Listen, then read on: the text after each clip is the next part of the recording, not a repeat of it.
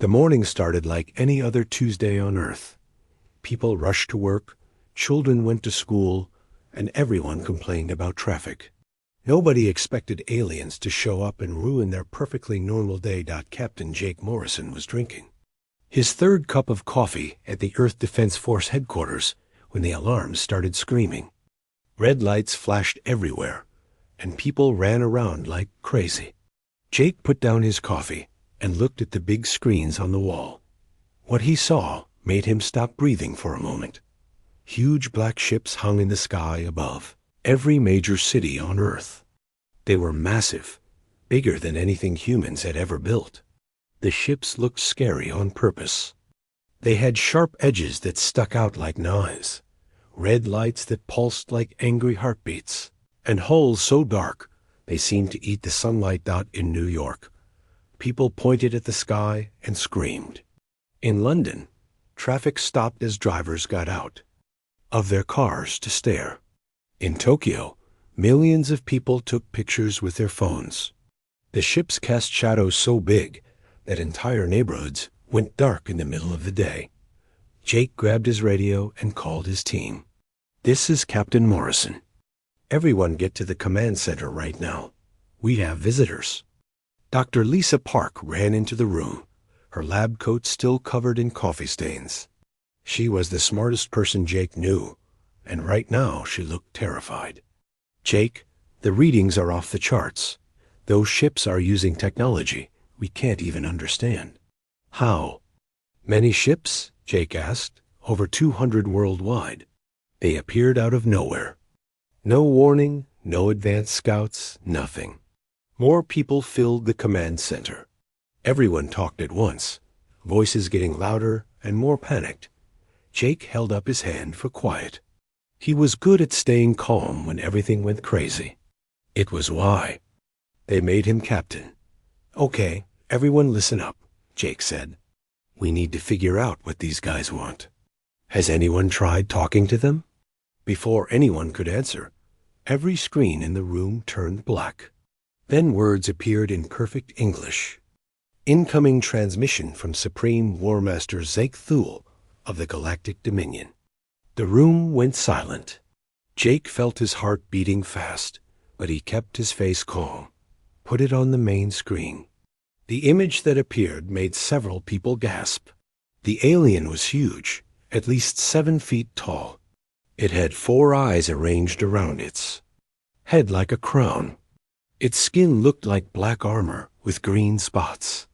Sharp teeth filled its mouth, and old scars covered its body. It wore what looked like a military uniform, covered in medals and symbols that hurt to look at. The alien's voice boomed through the speakers, deep and scary. "Primitive beings of the planet you call Earth, I am Supreme War Master Zeke Thule, Commander of the Galactic Dominion's 47th Conquest Fleet."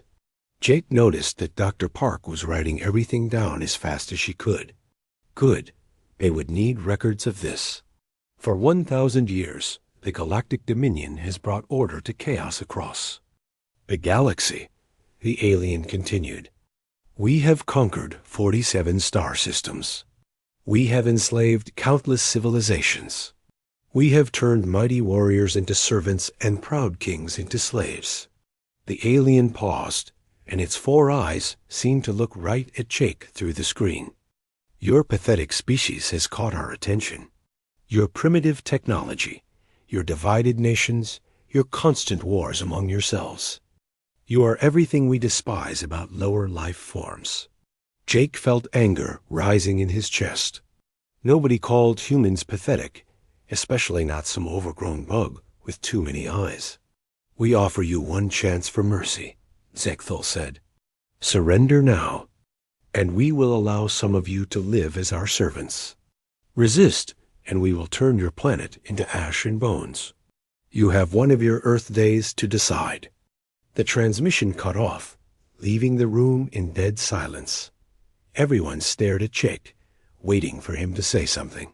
He looked at the blank screen for a long moment, thinking about the alien's words. Then something funny occurred to him. A small smile started at the corner of his mouth. Did anyone else notice something weird about that guy's name? Jake asked. Dr. Park looked confused. What do you mean? Zakthul, Jake said slowly. Say it fast. Zaktul. The big scary alien conqueror is basically named Zaktul. Someone in the back of the room snorted with laughter. Then someone else giggled. Jake felt the laughter building in his chest, like a bubble ready to pop. And did you see his costume? Jake continued.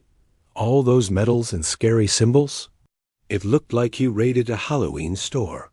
I bet he practices that speech in the mirror every morning.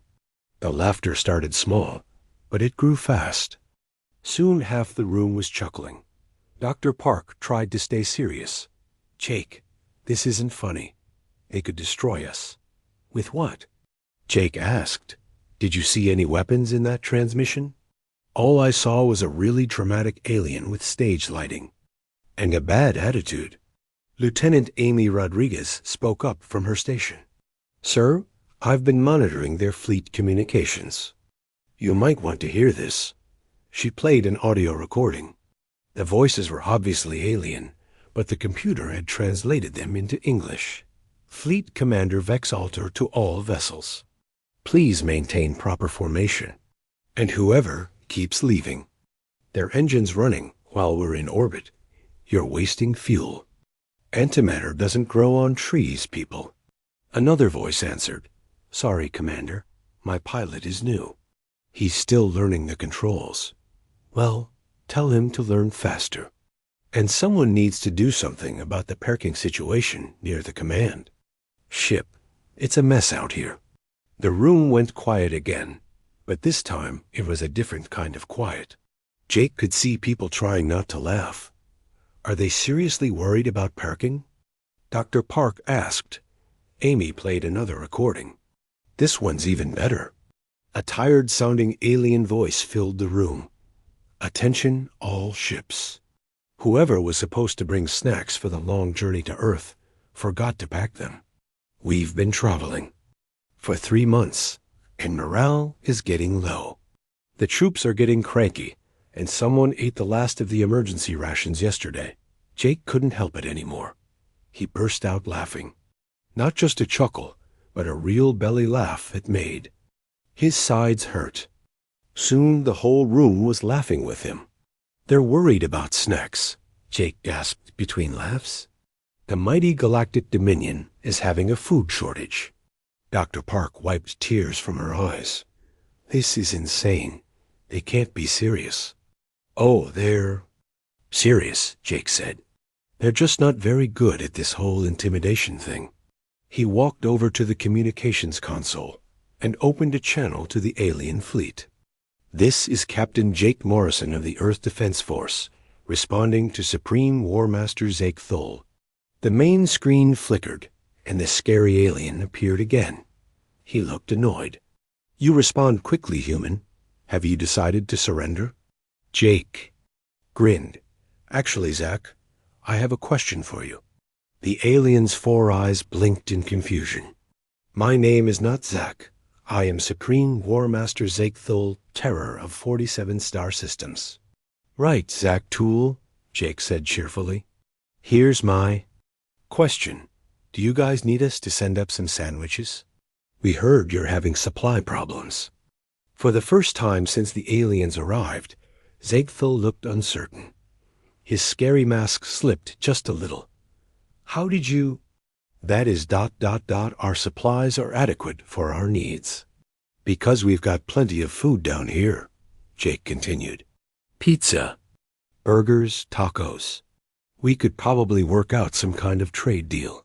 You know, food for not destroying our planet.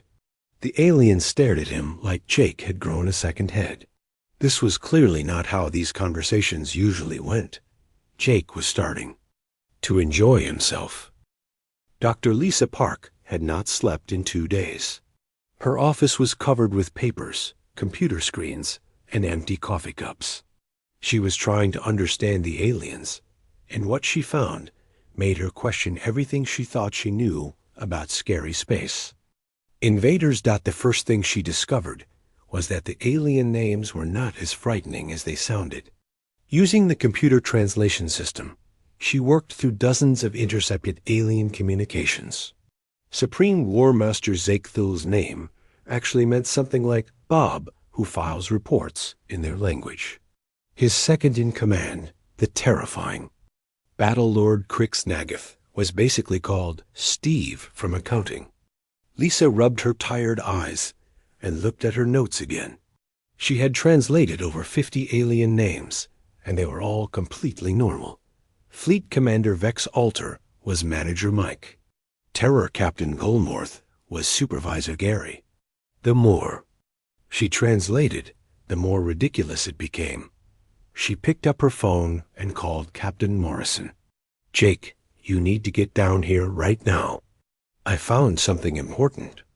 20 minutes later, Jake walked into her messy office. He looked at all the papers covering every surface. "Lisa, this place looks like a tornado hit it. What did you find?" "Their names," Lisa said, pointing at her computer screen. "None of them are actually scary. They're all just regular names that sound frightening when you translate them literally." Jake looked at the screen and started laughing again. "You mean the guy who threatened to turn us into ash and bones is named Bob?" "Pretty much," Lisa said, "but that's not the weird part. Look at these communication logs." She pulled up a file on her computer. These are messages between their ships. The computer has been translating them automatically. Jake leaned over to read the screen. The first message made him blink in surprise. "To all fleet personnel, from Supreme War Master Zegthul. Subject: Uniform Regulations. It has come to my attention that some crew members are not following proper dress code. Battle armor must be polished daily. Scary masks are required during all official communications with primitive species. No exceptions." "They have to wear scary masks?" Jake asked. "It gets better," Lisa said, scrolling down. "Look at this one. To Battle Lord Crix-Nagath. From Terror Captain Golmorth. Subject: Schedule conflict. I cannot attend the intimidation practice session on Thursday because I have a dentist appointment. Can we reschedule for Friday?" Jake stared at the screen. "Intimidation practice? They practice being scary?" Lisa nodded. "And they have dentist appointments. Jake, I don't think these guys are the monsters they pretend to be." Meanwhile, on the Lunar Defense Station, Captain Amy Rodriguez was having her own discoveries. She was monitoring all the alien communications, and what she heard made her question everything about the supposed invasion. Amy put on her headphones and listened to the latest transmission from the alien fleet. What she heard made her nearly fall out of her chair laughing. Fleet Commander Vex Alter to Navigation Officer Thulgak. "We have a problem with Ship 47. They're parked in the wrong spot again." "What do you mean, wrong spot?" came the reply. "They're supposed to be in formation Delta 7, but they're in Delta 8. They're blocking the view for Ship 23. And now Ship 23 is complaining about not being able to see the planet properly. Can't Ship 47 just move?" "They tried, but now they're too close to Ship 15, and Ship 15 says they're violating their personal space." Amy had to cover her mouth to keep from laughing out loud. These aliens were arguing about parking spaces while supposedly preparing to destroy Earth Dutch. She kept listening. The next conversation was even better. "All ships, this is Fleet Commander Vex Alter. We need to talk about the bathroom situation." "What about it?" someone asked. "Ship 12 is out of toilet paper, and they keep asking to borrow from other ships. This is getting ridiculous. From now on, each ship is responsible for bringing their own supplies. But what if we run out? Then you should have planned better before leaving home." Amy recorded everything and sent it to Captain Morrison. This was too good not to share. Back at headquarters, Jake was reading through more of the alien communications with Dr. Park. Each message was more absurd than the last. "Look at this one," Lisa said, pointing at her screen. It's from their weapons. Officer. Jake read the message out loud. To Supreme War Master Ziegthal. From Weapons Master Crowther. Subject. Equipment malfunction. The intimidation ray is making a weird noise again. I think it needs new batteries. Also, the fear-inducing sound system keeps playing elevator music instead of scary sounds. Please advise. Their intimidation ray runs on batteries? Jake asked. Apparently, Lisa said, and listen to this recording Amy sent over. She played an audio file. An alien voice was speaking, but it sounded frustrated and tired. This is Maintenance Chief Vulkaz to all ships. Whoever keeps clogging the recycling system with snack wrappers needs to stop. We've had 3 backups this week. And please remember to turn off the scary lights when you're not using them. We're trying to save power. Jake sat down heavily in a chair. Lisa, are you telling me that the mighty Galactic Dominion is worried about power bills and clogged toilets? That's exactly what I'm telling you, Lisa said. And there's more. Look at this schedule I found. She showed him a document that looked like a work calendar. This is their daily schedule. Monday, intimidation practice. Tuesday, weapon maintenance. Wednesday, uniform inspection. Thursday, mandatory team building exercises. Friday, professional development seminar on effective threatening techniques. Jake laughed so hard he nearly fell off his chair. Team building exercises? Professional development? These guys are running their invasion like a corporate office. Lisa pulled up another file. This is the best one. It's a memo about their employee handbook. Jake read it out loud. All conquest personnel must follow proper procedures when demanding. Surrender. Step 1.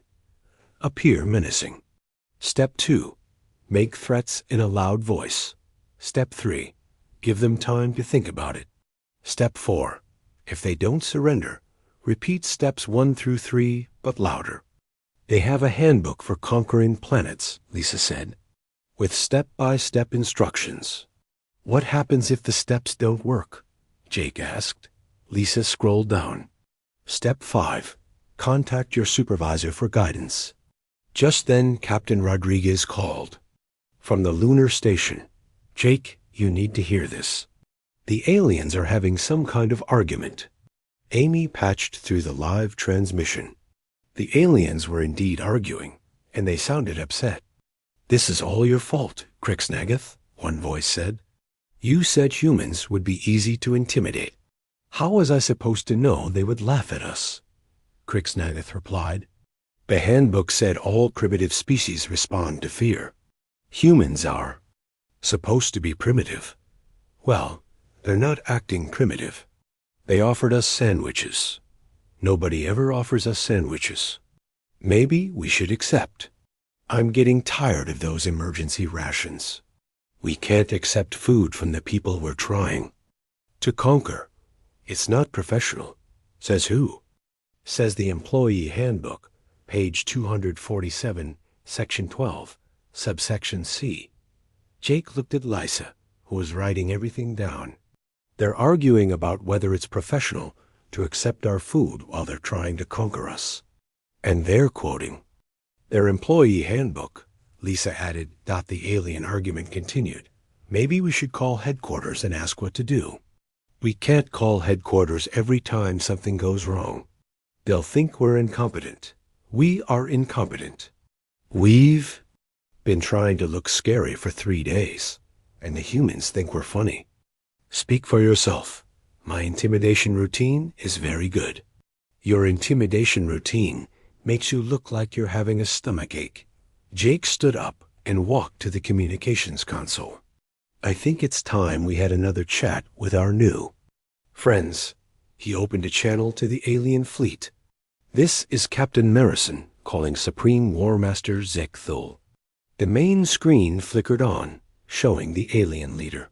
But this time, he looked tired and frustrated instead of scary.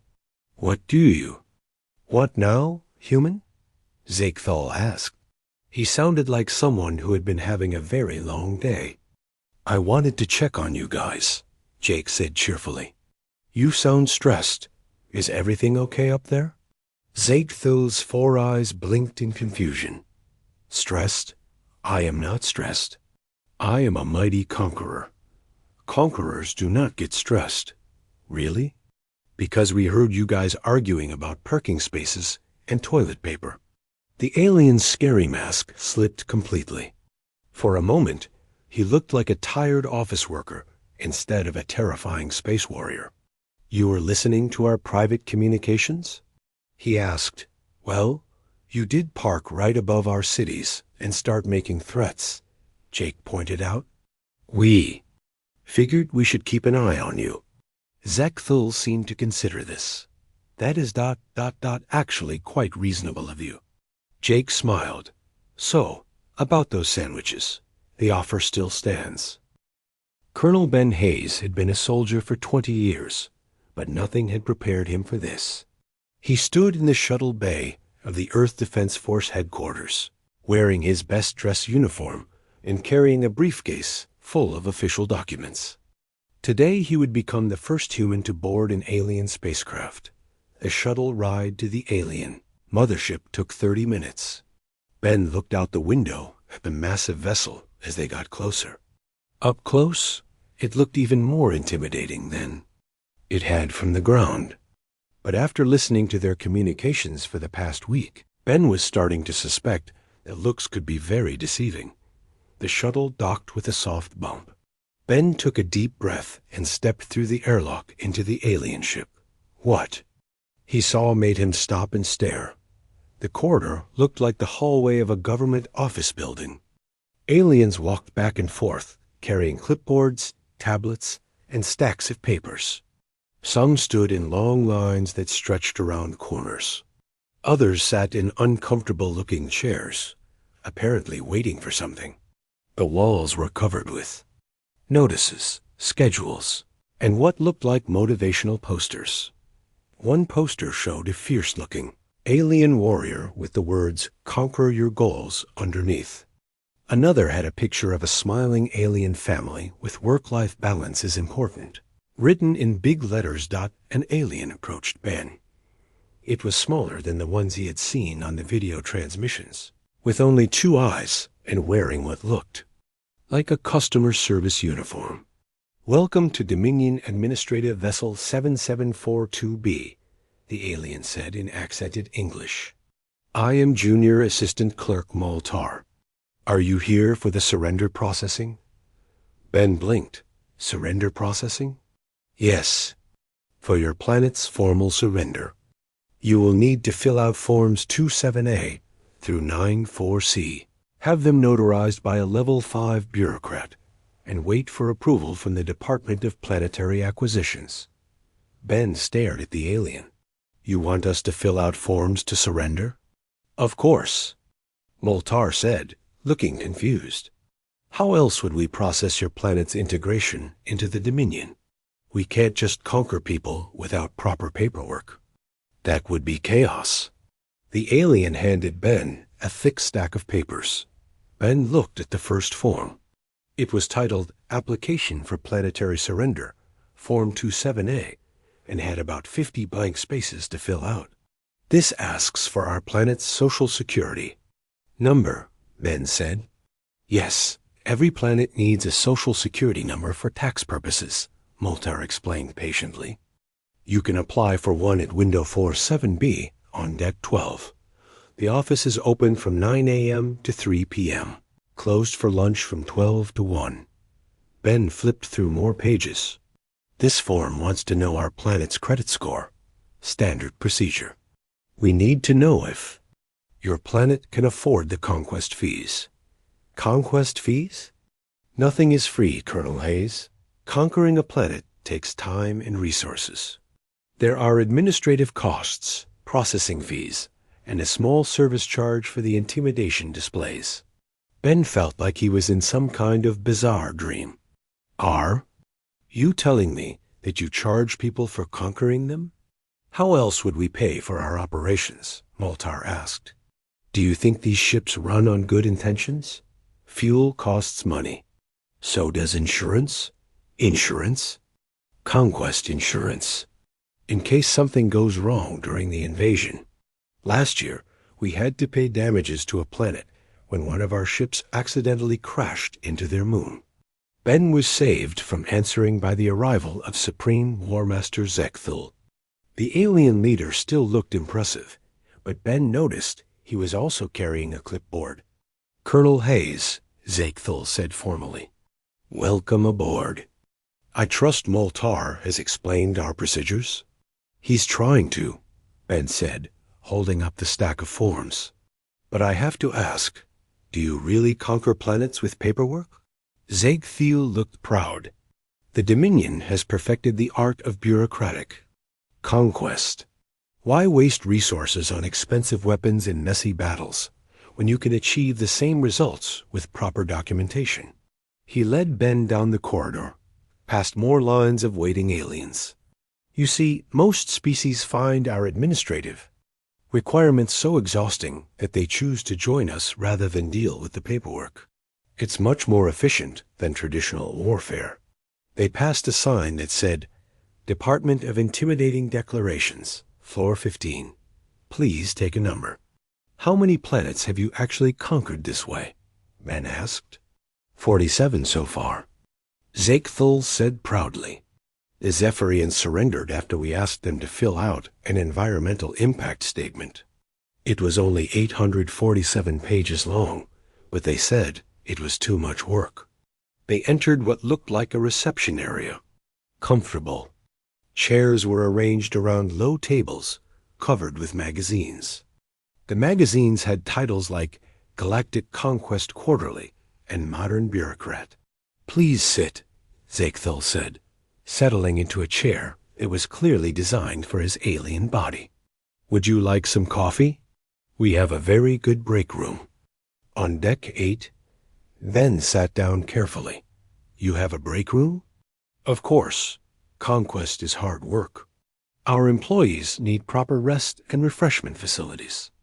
We also have a gym, a cafeteria, and recreational activities. What kind of recreational activities? Bowling mostly. And we have a book club. This month we're reading Effective Management Techniques for Hostile Takeovers. A smaller alien hurried over with a tray of coffee and what looked like cookies. Ben took a cup and tasted it. It was actually pretty good coffee. So, Ben said, trying to understand the situation, you travel around the galaxy asking planets to fill out forms until they give up and join you? That's a very simplified way to put it, Zekthul said, but essentially correct, though we prefer to call it administrative integration. And this works? Extremely well. The Crystalline Collective surrendered when they saw our tax code. It's longer than their entire religious text. The silicon-based Unity gave up after spending 6 months trying to get a business license. Ben sipped his coffee and thought about this. What happens to the planets after they join you? They become part of the Dominion family, Zekthul said.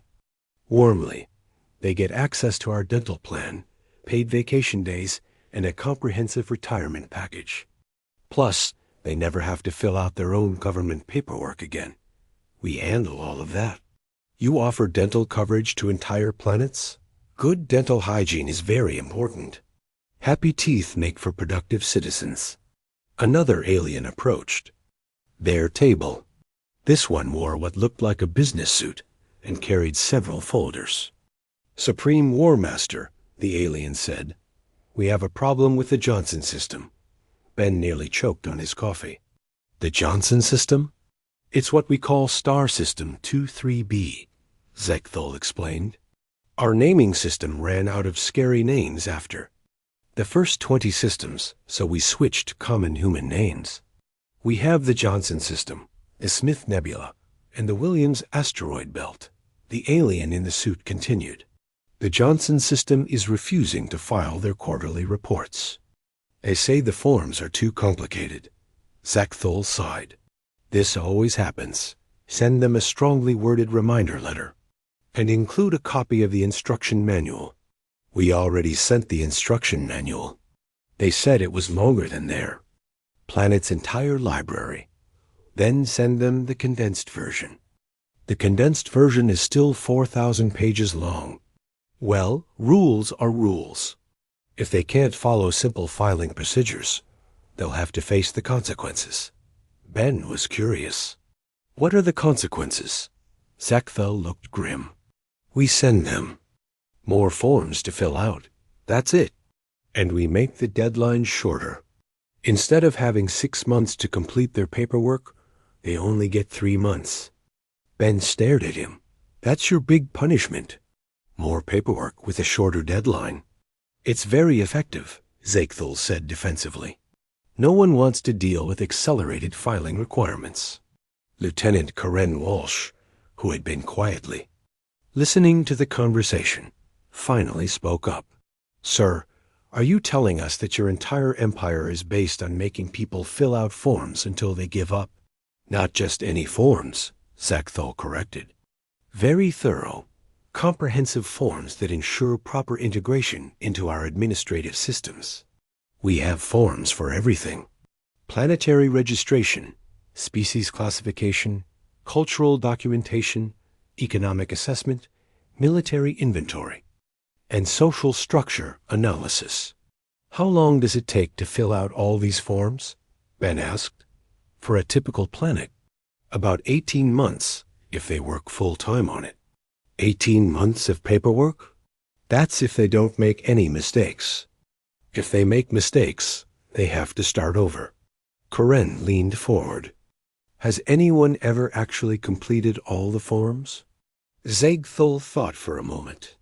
The diligent ones from System 31C managed it. Took them 2 years, but they got everything filed correctly. We were so impressed that we made them our regional administrators for that sector. So they went from being conquered to being part of your management team? Exactly. Good paperwork skills are highly valued in the Dominion. We're always looking for qualified administrators. Ben finished his coffee and stood up. I think I need to report back to Earth about this. Of course, Zekthel said, also standing. Multar will give you a starter packet of forms. Nothing too complicated, just the basic surrender applications. Take your time filling them out. We know humans are new to this process.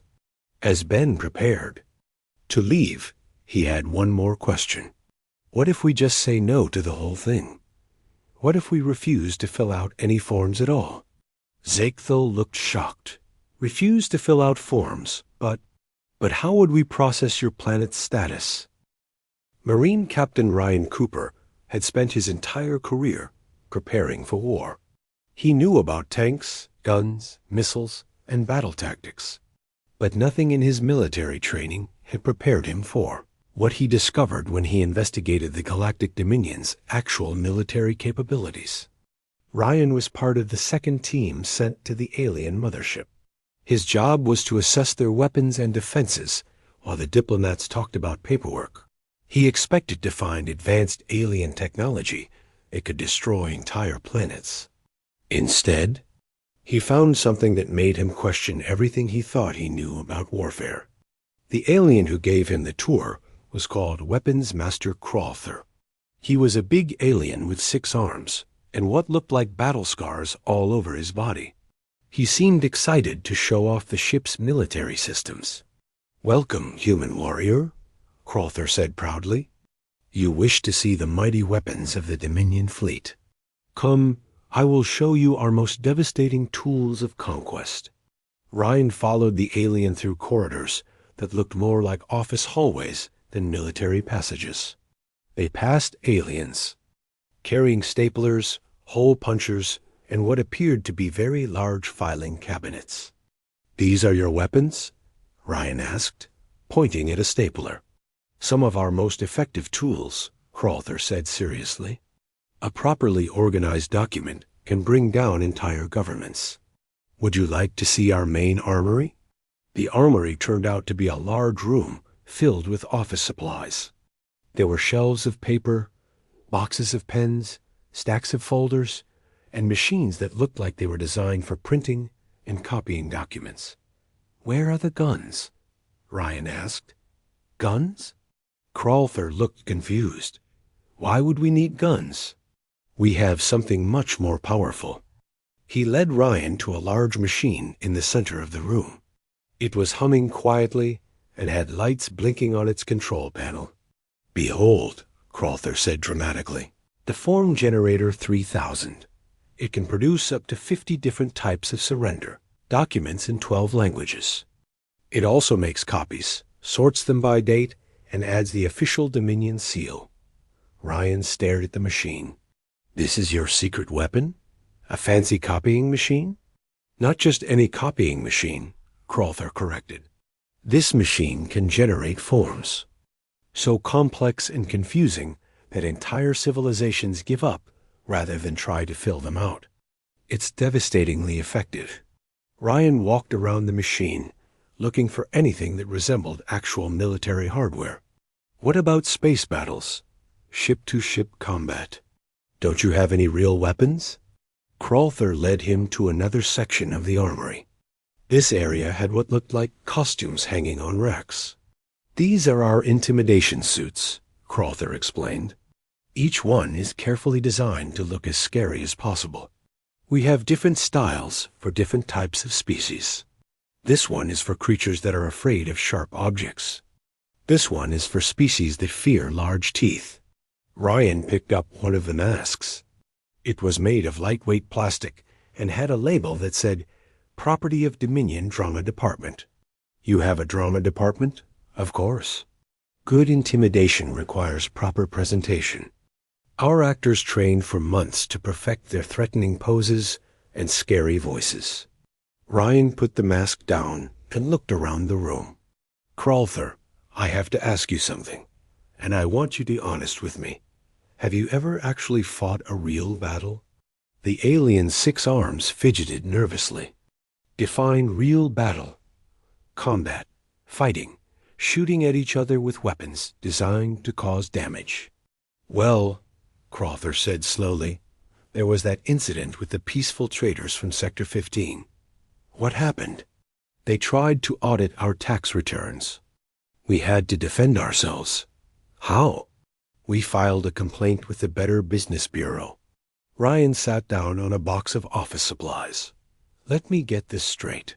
Your idea of combat is filing complaints with the Better Business Bureau?"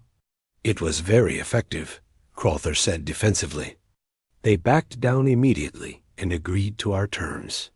Meanwhile, back on Earth, Dr. Nina Foster was analyzing data that Ryan had sent from the alien ship. She was a military expert who specialized in understanding enemy capabilities. What she found in the alien records made her call an emergency meeting. "Ladies and gentlemen," Dr. Foster said to the assembled military leaders, "I've completed my analysis of the Galactic Dominion's combat history. What I found will surprise you." She pulled up a chart on the main screen.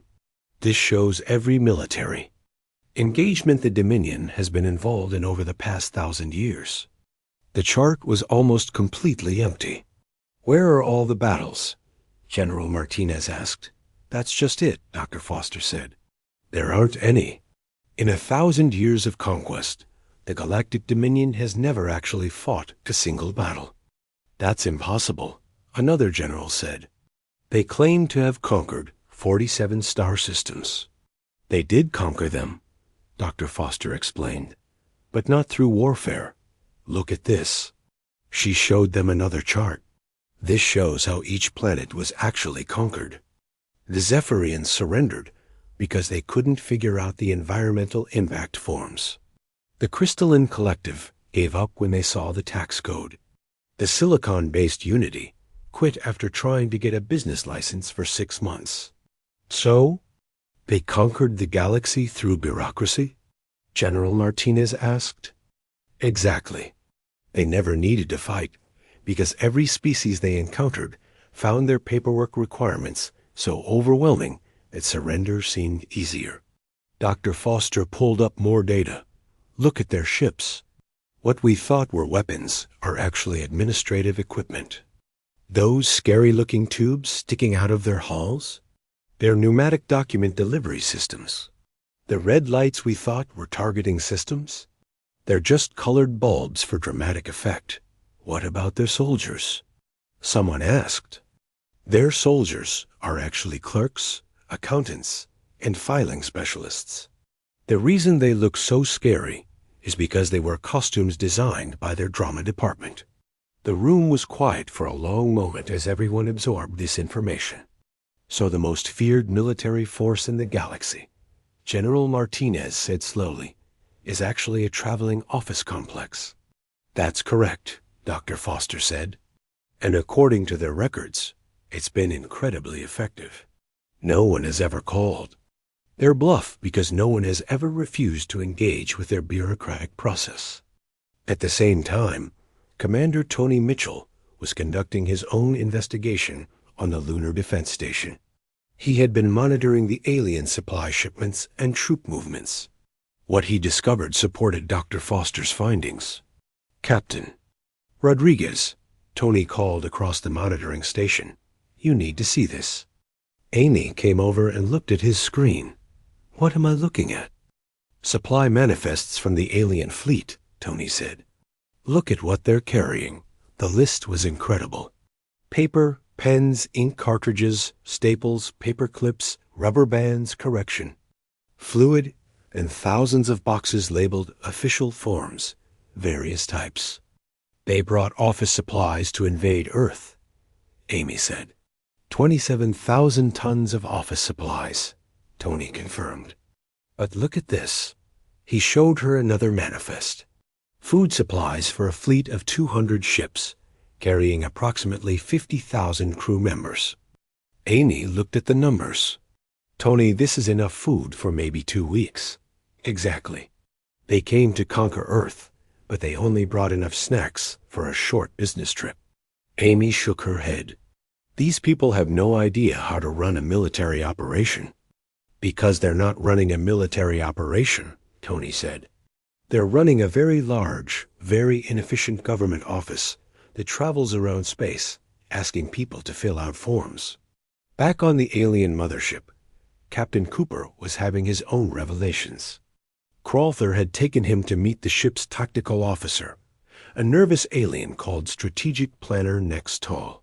So, Ryan said to Nextall, what's your battle strategy if someone actually fights back instead of surrendering?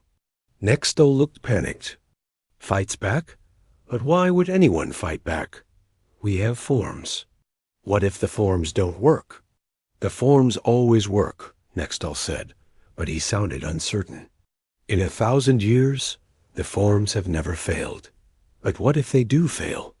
What's your backup plan? Nextall thought for a moment. We could make the forms more complicated? What if that doesn't work either? We could. We could make them fill out the forms in triplicate. Ryan realized that these aliens had never even considered the possibility that someone might simply refuse to cooperate with their bureaucratic system. They had been so successful for so long that they had never developed any actual military tactics. Nextall, Ryan said gently, what would you do if Earth just said no to all your forms and told you to leave? The aliens stared at him with wide eyes. You can do that. We can do that. But what about proper procedures? What about the filing system? What about the rules? What if we don't care about your rules? Nextall sat down heavily in his chair. I would have to contact my supervisor. And what would your supervisor do? He would probably contact his supervisor. And then what? I don't know, Nextall admitted. This situation isn't covered in the manual. Ryan smiled. Maybe it's time you guys learned that not everyone wants to join your filing system. For the first time since the aliens arrived, Ryan felt confident about Earth's chances. It's hard to be afraid of an enemy whose biggest weapon is a copying machine, and whose battle plan involves calling their supervisor. President Helen Carter stood in the White House dining room, looking at the most unusual dinner party in human history. At the long table sat representatives from Earth and the Galactic Dominion, sharing a meal that nobody had expected 3 weeks ago. Supreme War Master Zekthal sat at the far end of the table, looking much less intimidating without his scary mask and dramatic lighting. His real face was actually quite pleasant, with kind eyes and what might have been a smile. He was carefully using human utensils to eat mashed potatoes, while asking Secretary of State Johnson about the recipe. "This is delicious," Zekthul said. "Do you think you could send the recipe to our Food Services Department? Our crew has been eating emergency rations for 6 months. 6 months?" President Carter asked. "I thought you said this was a routine conquest mission." Battlelord Crixnagath, who was sitting next to Dr. Lisa Park, laughed. "Routine? Nothing about this mission has been routine. We expected to be done in 3 days. Fill out some forms. Get your surrender documents signed. Move on to the next planet." "What went wrong?" Lisa asked. "You people are completely unpredictable," Crixnagath said. "First you laughed at our intimidation display. Then you offered us food. Then you started asking questions about our procedures. Nobody has ever done that before." Fleet Commander Vexalter, who had been quietly eating dinner rolls, looked up. "In 1,000 years of conquest, you are the first species to actually be curious about how our system works. Most civilizations just want to know how to make us." "Go away."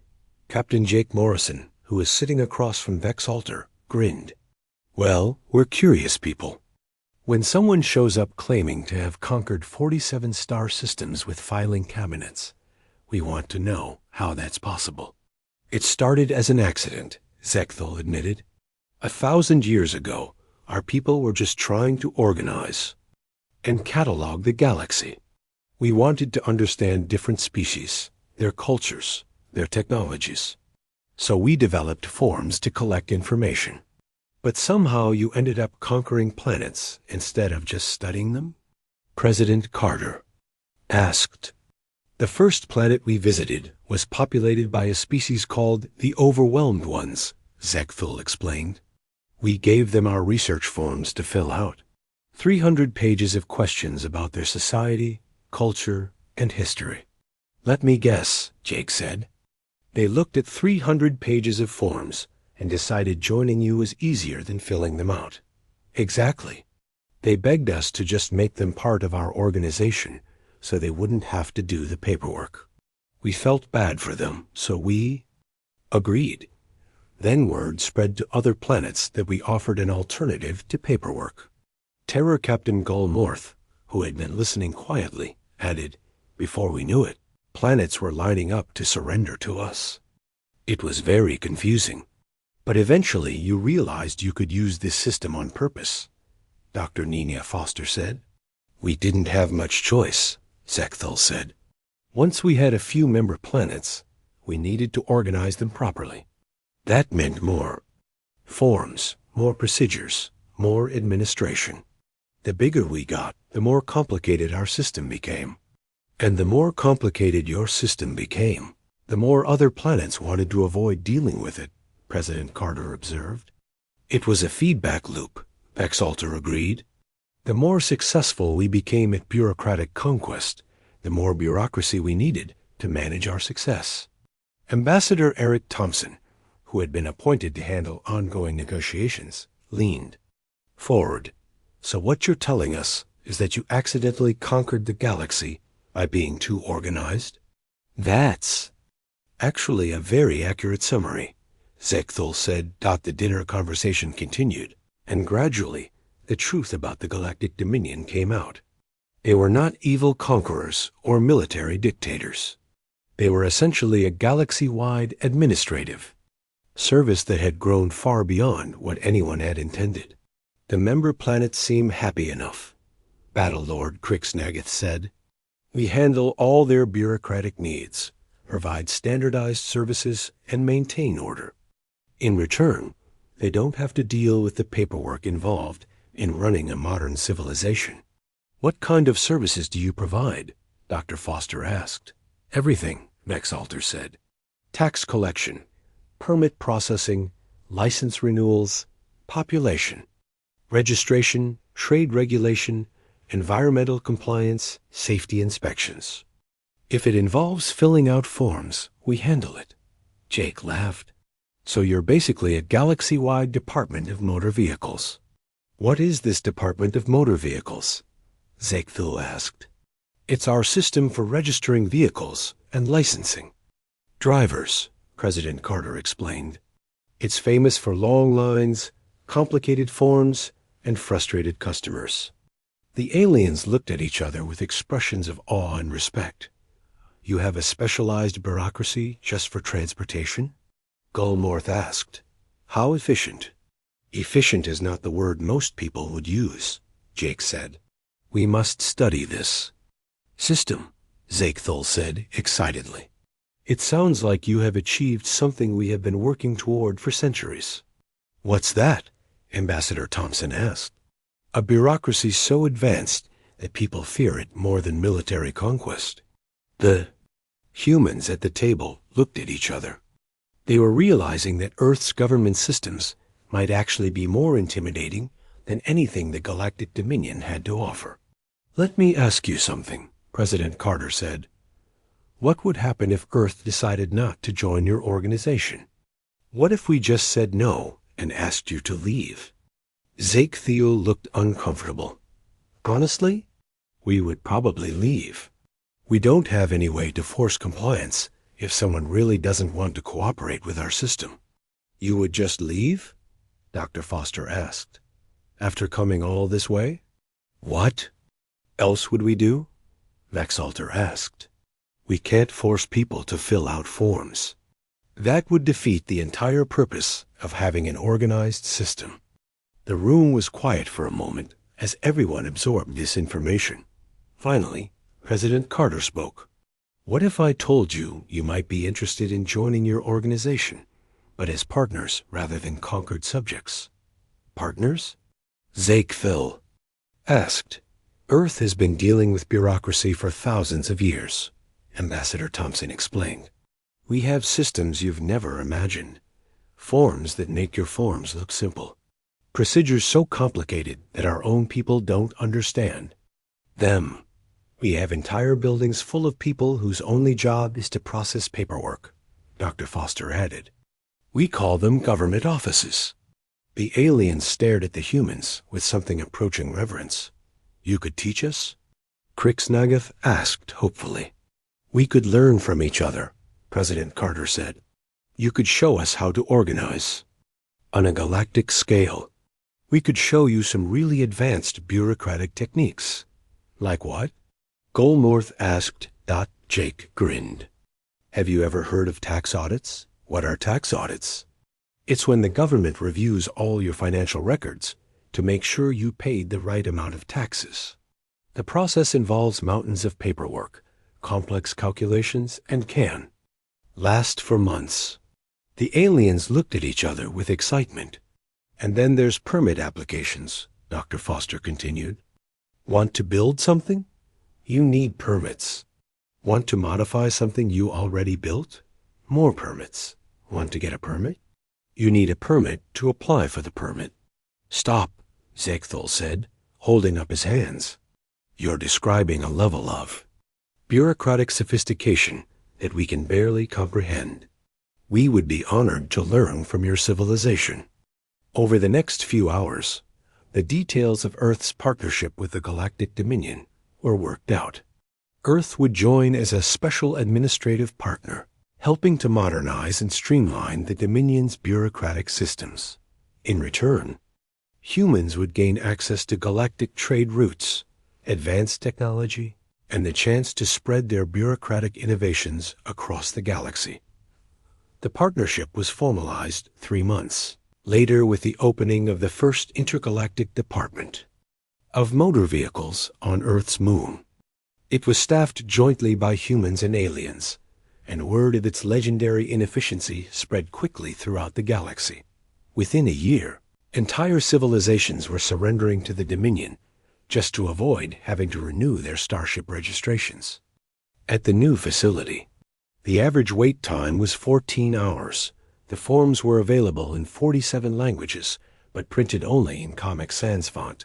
And the computer system crashed every Tuesday. Captain Jake Morrison, now director of interspecies. Paperwork often looked up at the stars and smiled. Humanity had found its place in the galaxy, not through military might or technological advancement, but through their unmatched ability to create bureaucratic systems so complex and frustrating that alien civilizations preferred conquest to dealing with them. The Galactic Dominion's new motto, displayed prominently in the lobby of every administrative center, read, "Resistance is futile. Please take a number and wait to be called." And in smaller print underneath, average wait time, 6 to 8 hours. Please have all documents ready. No, those are the wrong documents. Earth had joined the galactic community, and the galaxy would never be the same.